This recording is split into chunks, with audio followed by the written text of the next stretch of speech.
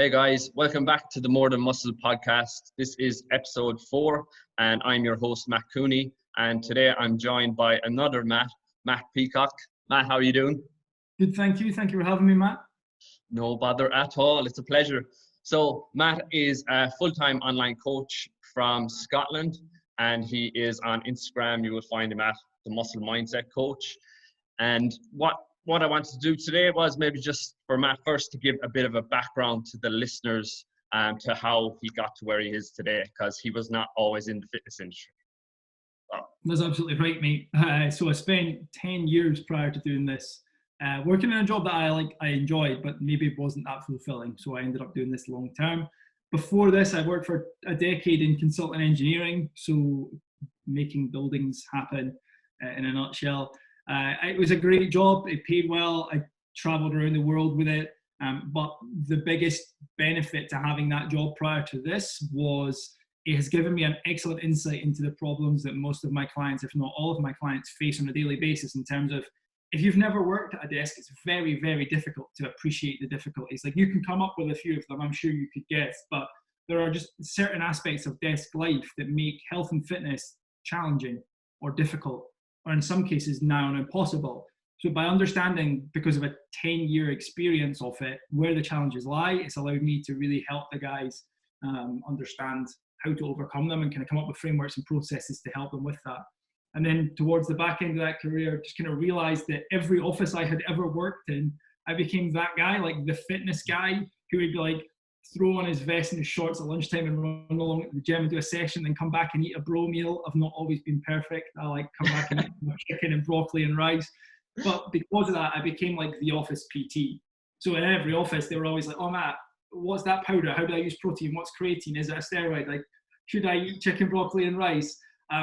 Why do you go to the gym? Can I come to the gym with you at lunch? So I just became that guy. And towards the back end of a career, decided that, you know what, I'm going to go and do this. So I literally handed my notice in, having not even booked to do my level 2 or 3 PT qualification. I was just like, I'm done.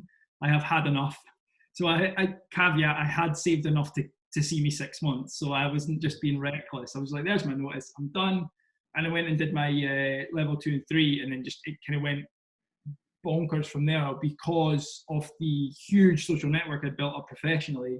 As soon as I said, hey, I'm actually now doing personal training, if anybody wants to come, I put it on LinkedIn of all places. And then like, I went from like the new guy in a private gym, didn't even bother with a big box, the new guy in a private gym, to fully booked in the space of about 8 weeks. Like, it was just like absolute madness, because all these people who had previously used me as the office PT were like, hey, I'll pay you.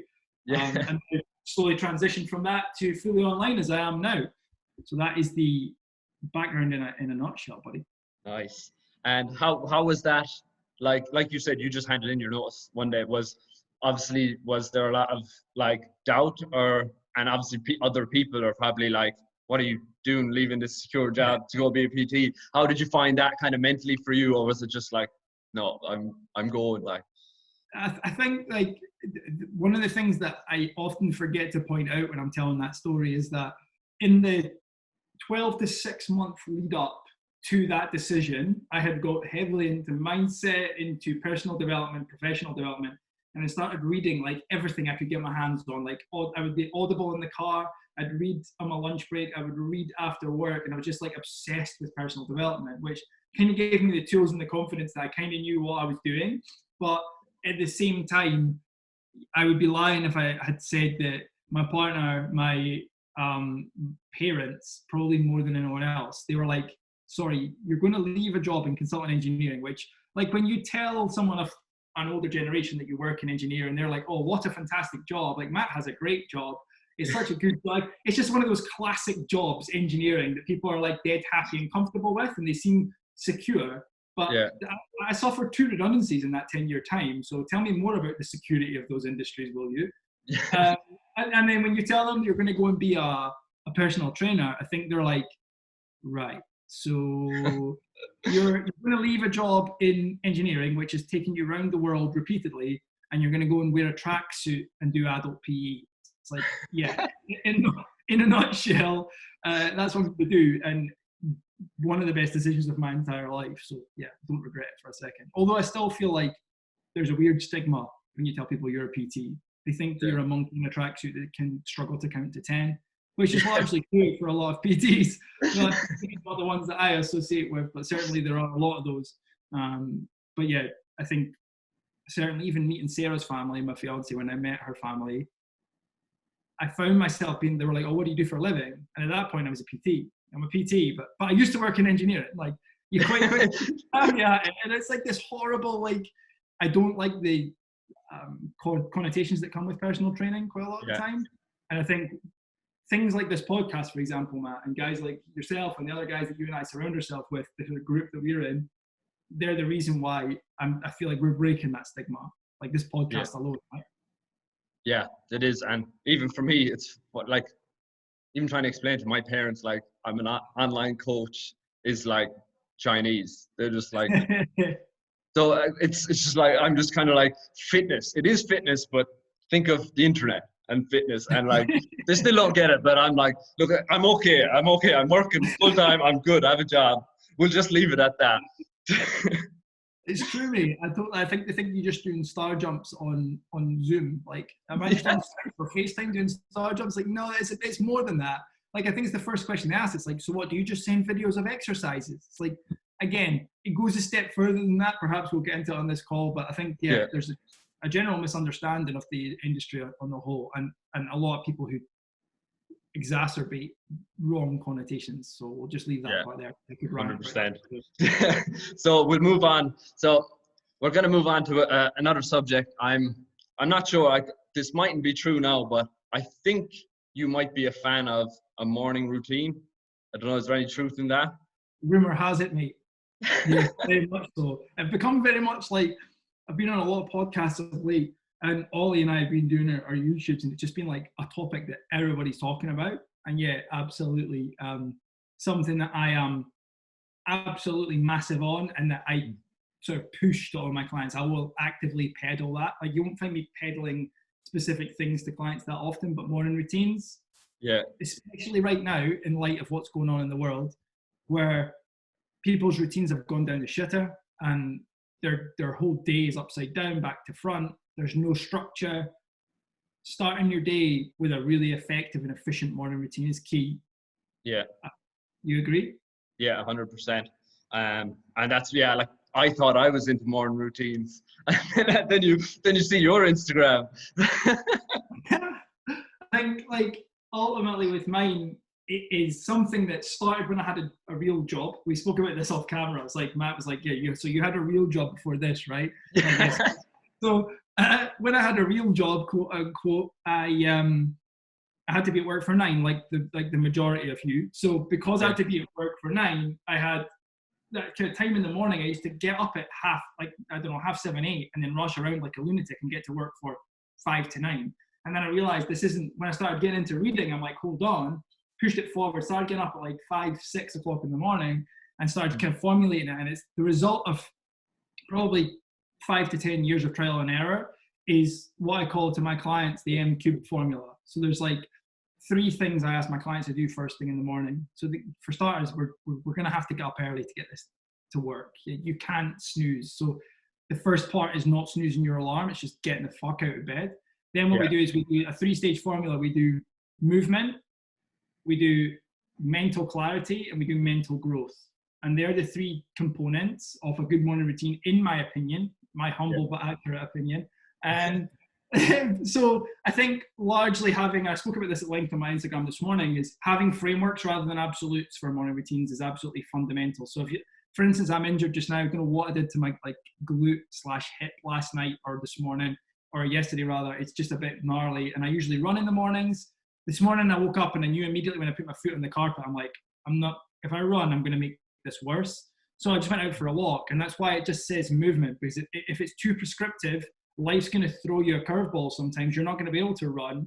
You're going to be in an environment where you can't run. And then what? Rather than just shitting the bed and getting really stressed about it and being too regimented, have a framework that allows yoga, animal flow, press-ups, burpees. I went and did kettlebells in the garden yesterday because I couldn't go for a run as well.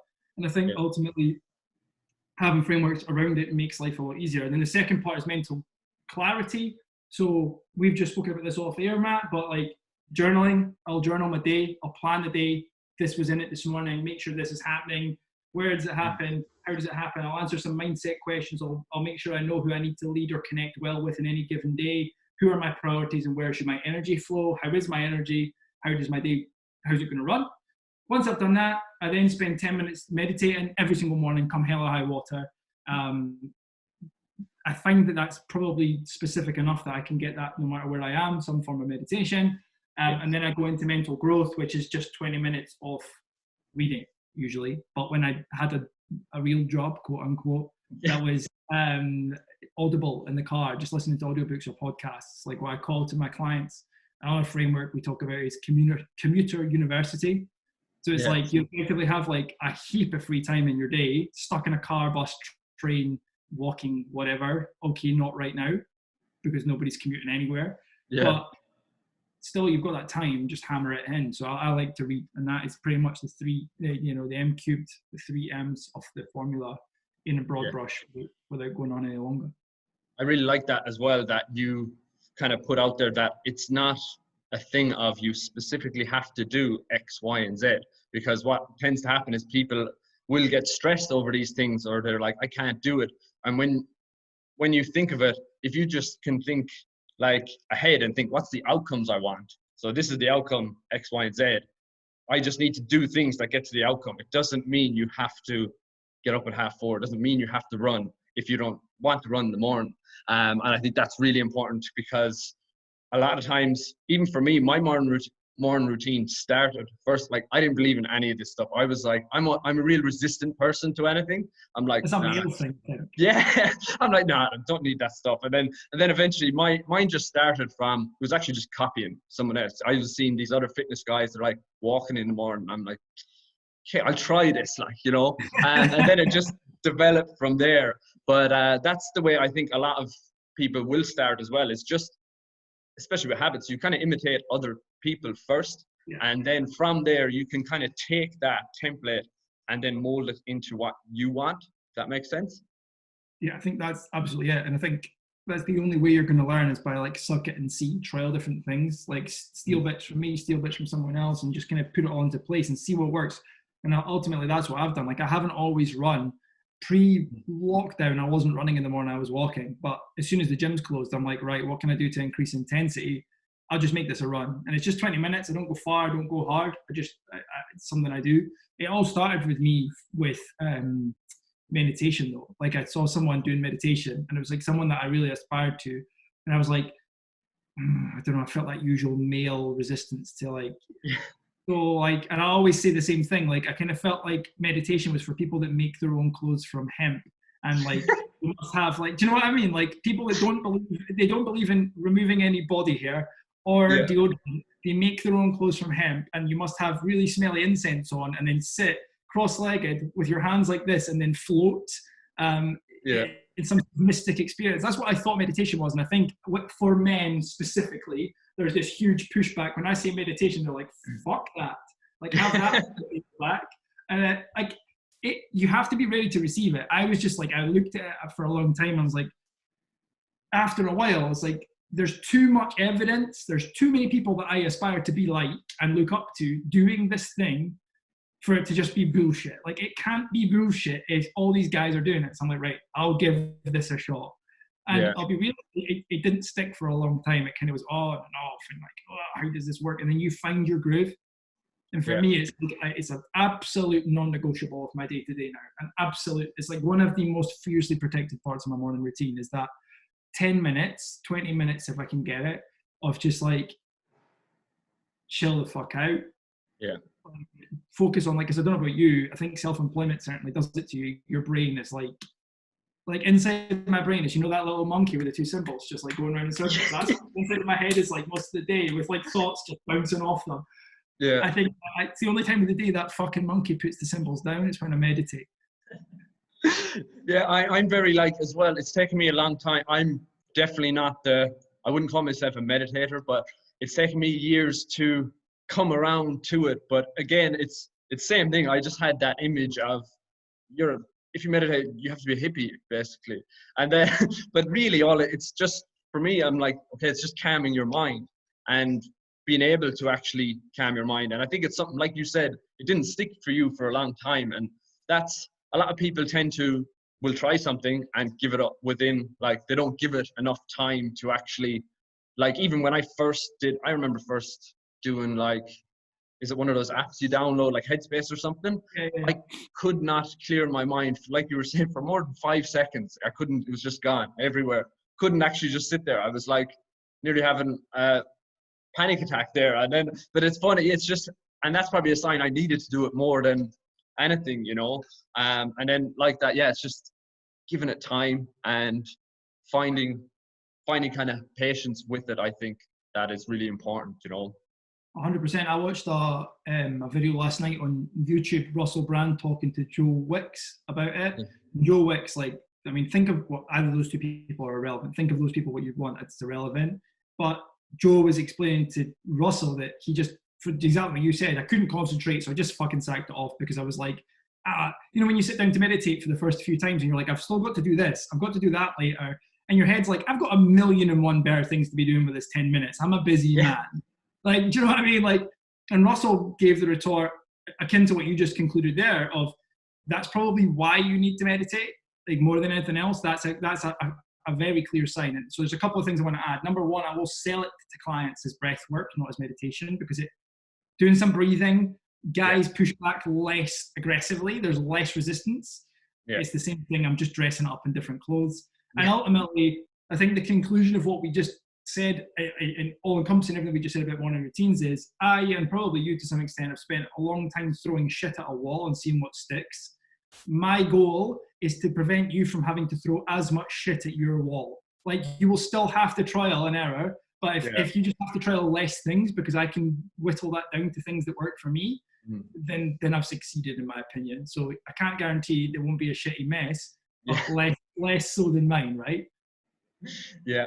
And I think the thing with morning routines as well is that it's not, there is actually some science behind this and logic. It's not just like you've decided like, oh yeah, this is what you're going to do because I said so, I feel like it. There actually is there is logic and kind of science behind it. Like, even if you want to kind of explain that without going too in deep into it, but just some basic principles of it and why everybody should have some type of routine, really.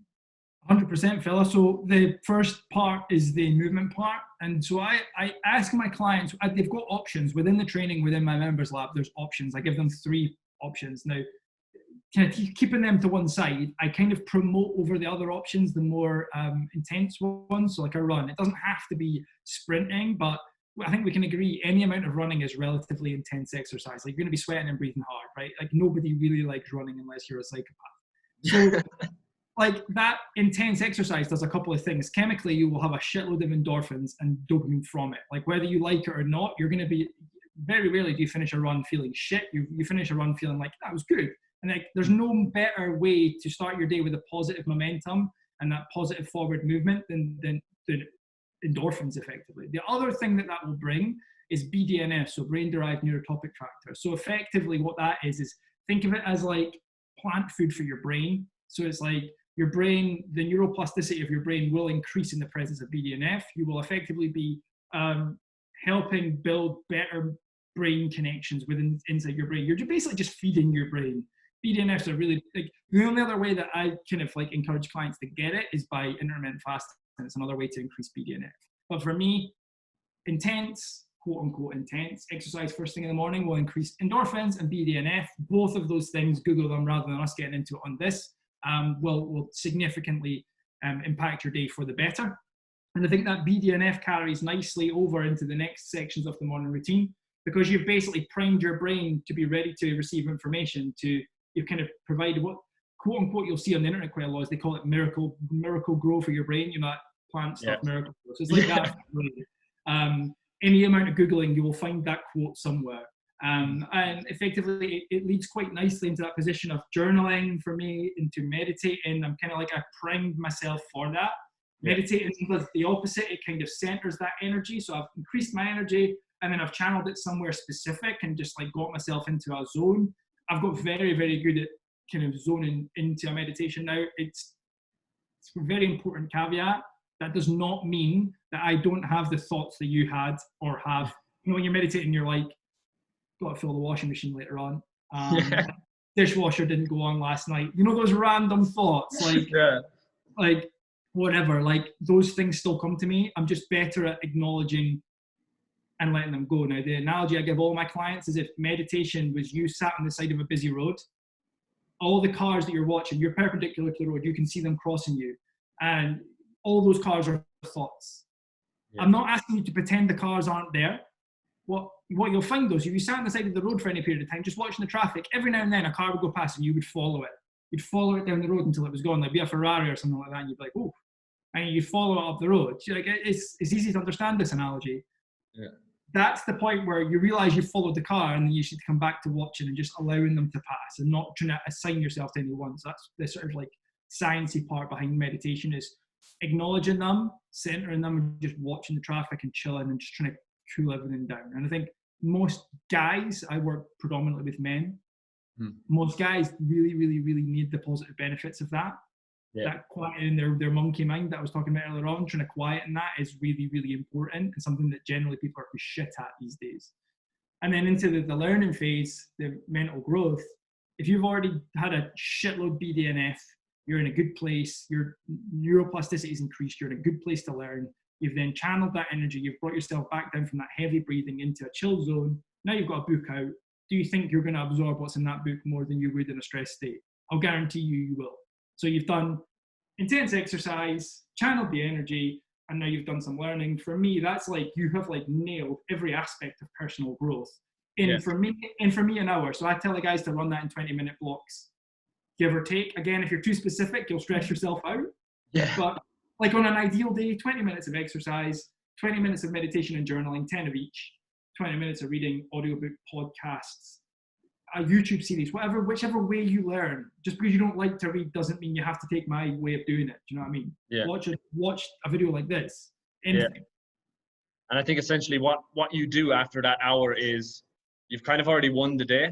So like it's like, okay, anything else after this is a bonus. I already feel, you know, I've done X, Y, and Z. The next one is you're just in a proactive state, not reactive. Because one of the biggest problems I see with people is you wake up and the first thought on your mind is stress. Shit, I have to do something, or it's check social media and somebody's putting up something, you know, that is making you stress. And then literally that just starts cascade. Then you're late for work. You can't find the food. You can't find your jacket. And before you know it, it's lunchtime and your hands are in your head, you know. So that's what I kind of would get from that. 100%, mate. I think that's one thing that I forgot to add to all of that. Is a very it's a fucking key part of the morning routine that I've completely omitted and you've picked up on. The golden rule for myself, and the golden rule that I ask my clients to work towards, because this is not an easy step to implement, is for the duration of that 3M formula, the M-cube formula, there will be no mobile phone use. There will be no Instagram, Facebook, Twitter, LinkedIn, email, WhatsApp, text, nothing. Because the first thing we do, right, is when we wake up, I don't know about you, I'll turn my alarm off and then I do that and swipe down to see what notifications I've got, and I'll be like, oh, he's a dick. Like, he's posted some spam. Like someone's just been like, you know, like the more followers you get and the more content you post, the more people just try and noise you up on Instagram. And like, it's just a fucking ruse every time. So it's like, or you see an email and you're like, oh, someone's payment's bounced, I got to deal with that. Or something stresses you out. And ultimately, all those things act on you. They weren't there until you put them there. Yeah. So I just tell the guys, like, nothing is that important that it can't wait. And like the prime example of the fact that we can't do that is how many times have you gone to the toilet, right, as a guy in a public toilet, and there'll be someone on their phone with a tighter grip on their mobile than on their shaft, and more focus on their mobile than on their shaft, and they're pissing all over the place. Like, you know what I mean? It's on their shoes, but don't worry, they're on Instagram or doing an email. And never in my entire life to this point has an email or a text or a WhatsApp ever been so important that I couldn't wait for 30 seconds and a good shake, right? Let's be real. Do you know? So like, detaching from your mobile phone first thing in the morning is fucking paramount for me in protecting your inner world before you start letting, because things start to steal your attention, and your willpower, your motivation, they're like a battery. You woke up and they're fully charged. You're 100%. You check your notifications, like you just said. you could expect a 20% dip straight away. Like people have stolen a lot of your energy, your motivation, your willpower, and I'm not for it. And then the part I do right at the end of that, which I do every day, but I don't include as part of the formula, because what I do is I run that formula and then I move into my work day. And the switch between the two is a cold shower every single day. So I'll have my key caveat: have your normal shower first. Do not try and get into a cold shower. You're going to hate life. Have your normal shower, like clean all the bits that need cleaned. That's your business, not mine. And then turn and face the shower, crank it cold. I do some breath work in the shower, and then I'll spend as long as I possibly can under the cold water. That's kind of like my like Matt Peacock personal hat off, Matt Peacock muscle mindset coach hat on. Yeah. Let's be having your day. And at that point, I'll go into my emails, I'll go into my WhatsApp, Instagram, deal with all the many questions that face me on a daily basis. Yeah, that's something I've still never to delve into, the cold shower. So come on, mate, get on. Yeah, it's going to be the next thing.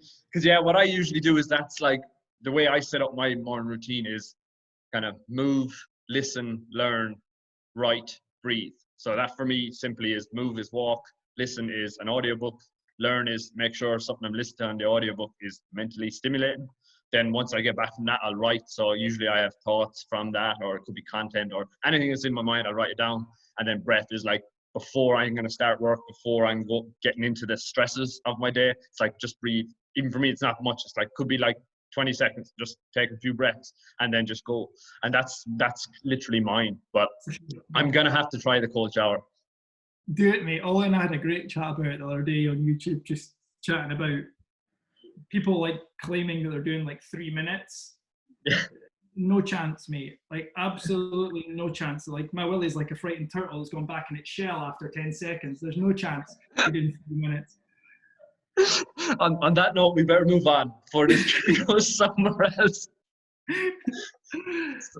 So the next thing we're going to get into is a bit of mindset. So obviously you're the muscle mindset coach. So mindset is a key element of what you do. So why do you think mindset is so important? I think ultimately it's one of those things. It's become popularized. It's been popularized in the last probably 5 years, certainly in my awareness. But before that, people just kind of accepted that like you were either a high achiever or you were not, or you were either motivated or you were not. And like the one thing that I hear over and over and over is like, I don't have any willpower. Like you must have heard that from hundreds of clients in the years that you've been working, right? Like it's like, I don't have willpower. Nobody intrinsically has willpower. Like motivation follows action. And I think having the right mindset and understanding these, like even just changing the paradigms that you have and the ideas that you have for these things, moving from even like, I think a lot of people don't know the difference between a growth mindset and fixed mindset. I think a lot of people have that fixed, like I have the abilities I have.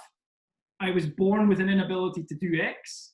Therefore, like, I can't remember what book it was in. It was like a guy who was asked, can you play piano? And his answer was, I don't know. And he's like, what do you mean I don't know? He's like, well, I've never tried. But most people's answer would be like, no, because I've never done it. But how the fuck do you know you can't play piano? You might be like the next absolute guru on it, whoever the fuck's good at piano. I'm not that genned up with my piano player names. Yeah. But you know the drill. Like I think having that like mindset of being able to transform yourself and your life in any which way you want, just using the power of your mind is fucking massive. And it's something that we spend a lot of time on in the Muscle Mindset Academy, is just smashing that home. Every morning we do a mindset training about, you know, what can you be learning? How can you be developing your brain? How can you be changing your mindset? Because ultimately it's that's the barrier to doing anything else you're going to either achieve or fail in. It will largely come down to your mindset, not your capabilities, because your capabilities are malleable. So is your mindset. But the mindset's the precursor. It's like the gatekeeper to absolutely all forms of progress. Do you know what I mean? Like you and I are in the same sort of social circles. The reason for that is because we have that growth mindset and we understand this, like sky's the limit, right? Yeah. And it's taking clients from, I've always been overweight. I've always been out of shape. My family are unfit. My family aren't that healthy. I can't do it. Those kind of paradigms and language and verbiage, and moving them to, these are just challenges that I have the capability to overcome at any given point. And I'm big on reading about these things. And there's nothing in my job I find more rewarding than taking that person across to being the person that's like, you know what, man, I'm capable of absolutely anything, and watching them grow like fat loss is great, getting somebody shredded is great, and getting that before and after looks amazing on Instagram. The one part that you can't really share other than getting a video testimonial is somebody's personal journey and growth and mindset, because I think that's huge. Yeah, and that's, I think, a big thing for a lot of people is as well, they look like they're looking for a diet or a training program. They're looking for this thing, and a lot of it is, it's not the diet, it's not the training, it's the mindset that needs to switch to enable the diet and training to work for long enough, you know? And then I just don't think people, it's a hard thing to do, you know, is to first even just be aware of that's your mindset, you know, because a lot of people they don't know that until, you know, you can't change something you're not aware of. And it's not until you get around other people, like you were saying, in another environment where people are like, instead of like, yeah, you can't lose weight. Yeah, sure, you like your food too much. Whereas you get into another environment, it's like, yeah, you can. You just do this. No, just do this for me. Just this little change, you know? And I think it is hard for people because a lot of times that environment, they're basically programmed that way in their mind, that that's the way it's always been and it's never going to change. 100%. I think the fastest and easiest way for anybody watching or listening to pick up what Matt and I are trying to encapsulate here is to grab a copy of Atomic Habits by James Clear. For me, that book aptly sums up the power of like little changes. Like, so it's like atomic, like tiny little level changes, the cumulative effect of those, what they can do to mindset, to fat loss, to whatever domain you want to improve in. I think that's absolutely key. And I think the thing that you started to talk about there is the most important thing is if you've got a client who's here and who is overweight, always been overweight, has a family history of diabetes or obesity or anything, and they've just got all these limiting beliefs that keeps them in that bubble. If you take that client and move them all the way over here in one step, their comfort zone's over there. They're so uncomfortable now. This is not the personality and the person I've come to be. They shit the bed and they run back. So what you need to do is Atomic Habits them across the board, is nudge them like that. And then a week later, nudge them like that and nudge them like that. So at all times, 80 to 90% of them is in their comfort zone. That 10 to 20% outside is enough that they're uncomfortable, because as we know, change happens when you're a bit uncomfortable. Yeah. As Phil says, you can't grow into pain. So this is growing into pain. This is like, here you are, here's where you need to be. Good luck with that. Here's your meal plan. Here's your workout plan that you bought for $44.99 from some Instagram bellend. And why is that not working? Because you're really fucking uncomfortable, and it was made for somebody who's got like 25 abs and you have one, right? So if you can just move yourself that 1% over, like maybe it's like just tiny little changes, and before you know it, through those Atomic Habits, that's why this book is so fucking fundamental. That and the book called Psycho-Cybernetics. I don't know if you've read that one, Matt, but it's a fucking banger, right? Yeah.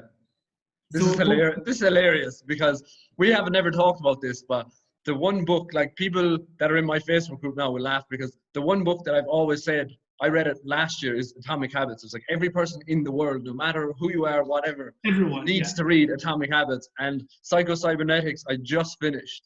Like, it's a banger, right? It's a really good book, right? Yeah. And I'd heard about it for so long. And then literally, even after the first chapter of Psycho-Cybernetics, I was like, whoa, you're reading and nodding at the same time when you're like, yep. It's mentally. So those two books, I think, aptly describe that, like moving someone from discomfort. And you've got to meet the client where they are. Yeah. And you've got to move them across, because they can't and won't grow into pain. I think that's where this, like, if we tie that back to morning routine, by taking Matt's morning routine or my morning routine and trying to get up at 4 o'clock tomorrow morning and doing it, you are effectively doing the growing into pain. It's not going to work. You're going to be like, this is shite. I'm tired. Like, I can't even run. I couldn't even tie my fucking shoelaces, let alone go for a run. Do you know what I mean? You've tied your own shoes together. Like, it's your shorts are on inside out. It's just not fucking smart. I mean, let's be real. It's going to happen to some people. So pick an element and just move the needle 1%. What's the first atomic habit you can do? For me, and this is going to sound fucking ridiculous because it's so small, but I think that's the point I'm trying to drive, is just set your alarm 15 minutes earlier and then read your podcast, because that's probably the easiest thing you can do. Get up, have a glass of water, and learn. 15 minutes earlier, because you've got 15 minutes, because you got up 15 minutes earlier. Don't snooze, get up 15 minutes earlier. There's your first micro change towards being a psychopath that gets up at 4:30 and goes for a run. And jumps into cold showers for 3 minutes. If that's what interests you, you'd like to know more, join my Psychopath Academy. But even not Jim, what's Atomic Habits is James Clear. Yeah, he talked about a guy in there, and I often refer to this, but I'm like, don't do it. But I think he wanted to build a habit of going to the gym. So for 6 months, I think he drove to the gym 4 times a week and went in the door and left. So he spent, I think, 3 minutes or something like that, 3 to 5 minutes in the gym. But he was just building the habit of getting to the gym, because his end goal was to be healthy and fit. But and that's just like an example of a good example. Small, like somebody, if you tell somebody to do that, like you said, that's like jumping. If you tell someone, they're probably going to call the police on you. But I think I figured out when I read that book who that guy was. I reckon he had a Vitality healthcare plan, and every time he swiped into the gym, he got points. So all he was doing was getting his Apple Watch for free. So the guy's effectively a benefit sheet, but that's not the lesson we're trying to teach you guys. If you want a free Apple Watch, join Vitality and follow James Clear's expert advice. So the next thing we're going to get into is something I think we're both big on as well, is this health optimization. So I know I've seen from following you, that's something you're big on. If you could just delve into that a bit, even just maybe some pillars of what is health optimization. For sure. That's like what I've built my entire business around, is like the online coaching program. Like my top tier coaching program is complete human optimization. That's what we do. And it's not just, you'll see a lot of coaches who come on, it's like, we'll get you lean, but we'll fuck you up in the process. Like, people don't know that. Like, you know that, I know that. But for those of you who don't know that, a lot of the before and afters you see, without regard for health, those people are actually technically and metabolically probably a worse place at the end than they were at the start. Like, they've been absolutely ravaged from a health perspective. So for me, what's important with the guys is, first and foremost, we go through a health first sort of block when they come on board. And that effectively is, if anybody played team sports at any age, you will always have done a pre-season. So I call it like metabolic prehab or metabolic pre-season. So it's about getting your metabolism in a good place, ready to receive a big deficit or a big surplus or a hammering in the gym. It doesn't matter. It just receives more. So what we look at is we look at kind of 3 core areas within that, and that's sleep, stress, and digestive health. There is more, but they're the big ones that I often see overlooked. I don't know about you, but for me, clients come in, perhaps they've been with another coach, perhaps they've never been coached. It doesn't really matter. Those 3 things have almost never been addressed. So they sleep like shit. They wake up a couple of times a night. They don't sleep in a fully dark room. Their house is too hot. They don't abide by any of the rules. They don't have good sleep hygiene. They don't stick to a bed-wake schedule. Then we've got stress. Like, I can't teach you to not have stress. Like, I can't remove it from your life, no matter who you are. But what I can do is I can give you tools and frameworks to better manage and mitigate the stress that you do have. Breath work, meditation, even supplementation and diet and sleep. These things all intercorrelate. And then after that, we've got digestive health, which for me is probably on par with the other 2 in terms of people are completely ignorant in terms of, I'll say to them in their consult, have you ever experienced bloating, gas, and digestion? Do you experience it after eating? Do you get heartburn? And see men in particular, they usually can tick every box. Like, they have bloating, gas, indigestion, heartburn, loose stools, constipation. You're like, I've experienced all that in the last 2 months. And you're like, holy shit. Like, your gut is in bits, mate. And like, all these things, as I say to clients, they're all signs from your body. They're all signs from your metabolism saying, hey, look, I'm over here. Something's not right. We need to change something. And they all link together. So they're the 3 things that we look at amongst other things. But if we can fix that in a metabolic prehab and get you in a position where your hormone and metabolic dysregulation is kind of sorted to the point where you're sleeping better, you're managing your stress better, and you're eating foods that agree with you and digesting them better, at that point, I can then say, right, Matt, we're going to move into a deficit now. And I would say that, I'd go as far as to say that you can half the amount of time you can get someone lean in if you do that first. So you can either spend 30 weeks doing it here, or you can spend 5 weeks getting them lean, and then like 5 weeks getting them metabolically ready, and then like another 10 weeks getting them lean. It's just the reality that faces them, I think. And I think a really cool thing with that as well is, as like complex as it sounds, it's not that hard in terms of a lot of the stuff that you're on about with sleep, stress, digestion is free. And it's Yeah, all lifestyle. It's interventions. It's not like I need you to go spend 4,000 quid on these crazy things. It's more like you said, like a framework for each one of like, here's a list of things that you probably don't even know you should be doing that you're not. You know, like even just one that always sticks out for eating is like just chewing your food and making sure you're sitting down when you're eating, that you're not like out running to a bus, like try to scoff chocolate. Yeah, I agree. I think most of the things are free. I think most of the things are easy changes. And I think that entire metabolic prehab, actual expenditure financially could almost be nil. Like it's going to be less than 100 quid. And that is where you'll hear coaches like Matt and I talk at length and repeatedly about accountability and support. And that is where that comes in front loaded as a very important aspect of a good coaching program. Is I'm largely going to give you a bunch of things to work towards, goals, be it sleep time, sleep quality, how the room should be, and all things that you can change almost immediately, getting rid of the lights in your room, getting your phone away from you, making sure it's dark, making sure it's cool, making sure it's quiet, chewing your food, all these different things. They're free, but what people struggle to do is implement them because they don't have accountability to be like, hey dude, did you do that this week? Because if it's just you've got to justify it to, you're like, oh fuck that, I'm not tonight, can't be bothered. Whereas if you're like, they know they've got to check in with one of us, they're like, right, hold on, I've got to tell Matt, regardless of which Matt, I've got to tell Matt that I didn't bother. People find that embarrassing and they don't want to, so the accountability is massive. I think that is absolutely key to understand, right? And like you even know that for yourself, like you know all this stuff as well. And I bet you when you don't have any accountability, you'll be like, I know I should do that, but why?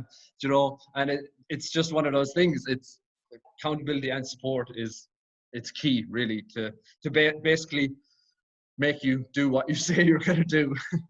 100%. I think that's like the three things. It's like accountability and support being like one is like super key, especially at that front stage. And then like a plan, how are you going to make that accountability and support into something tangible? And then coaching, which is like the how to implement the plan. For me, it's absolutely key because the accountability support is great. The plan's great, but occasionally the plan needs a wee bit extra help. More often than not, it needs a bit extra help. But take sleep, for example. Just because you've darkened the room, just because you made the room quiet and cool, and just because you start going to bed at the right time and waking up at the same time, just because you've done that doesn't mean you're immediately going to fix it, because you could have nutrition or micronutrition deficiencies that lead to problems. So for instance, you might have neurotransmitter problems where like your melatonin or your serotonin, and therefore your melatonin production's off. So then you have a huge sleep latency. So falling to sleep takes fucking hours, which people will probably be able to sympathize with. Another thing is perhaps you've got what's called a GABA deficiency. So gamma aminobutyric acid, which is the other neurotransmitter, which is the one, if you find yourself waking through the night, there's probably a chance that that's maybe not guaranteed, but there's something that we want to look at is potentially supplementation and diet changes to better promote GABA expression within the brain. So things like L-theanine, supplementing with that towards the end of the night, magnesium bisglycinate. And this is where like a plan and the accountability is great, but having a coach in your corner and on your team to be like, you know, we've implemented that plan and we're still having some issues. Cool. Have we tried taking L-theanine an hour before bed? Let's have this tea. Let's try that. All of a sudden now you've got that bolstered like belt and braces.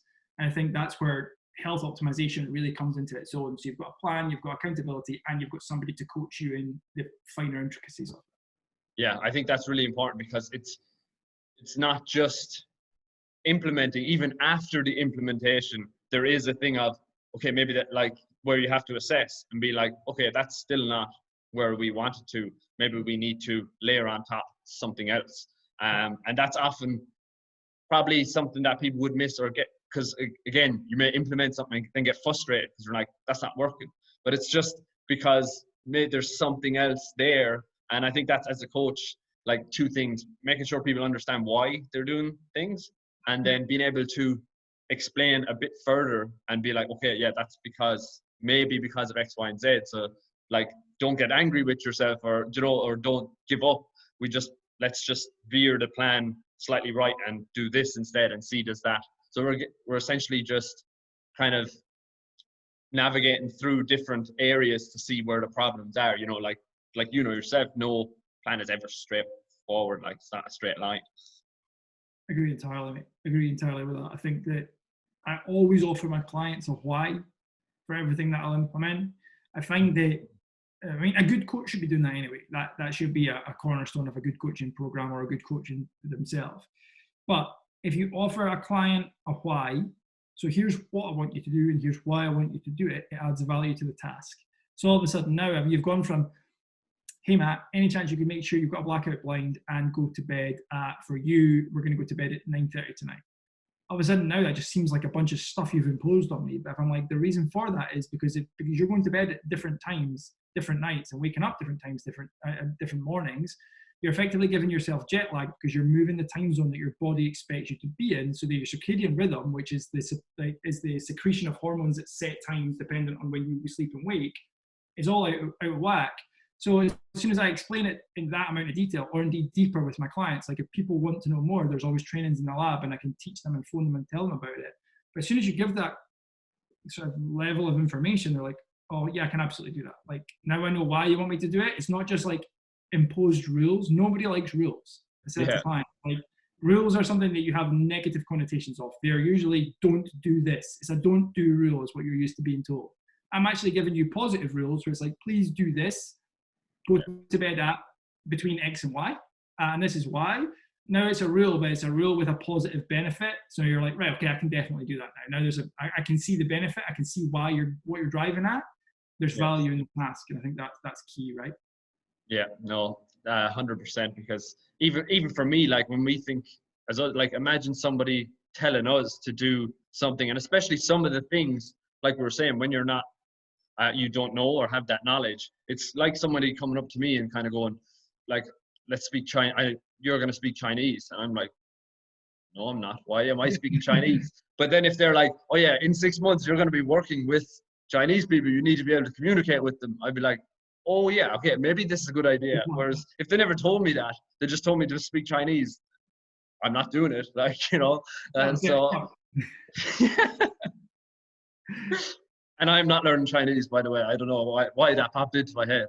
But you heard it here first. A Matt Cooney exclusive. He'll be working with Chinese clients exclusively within 6 months. So if you're not Chinese, sorry to tell you, you can come over to my coaching.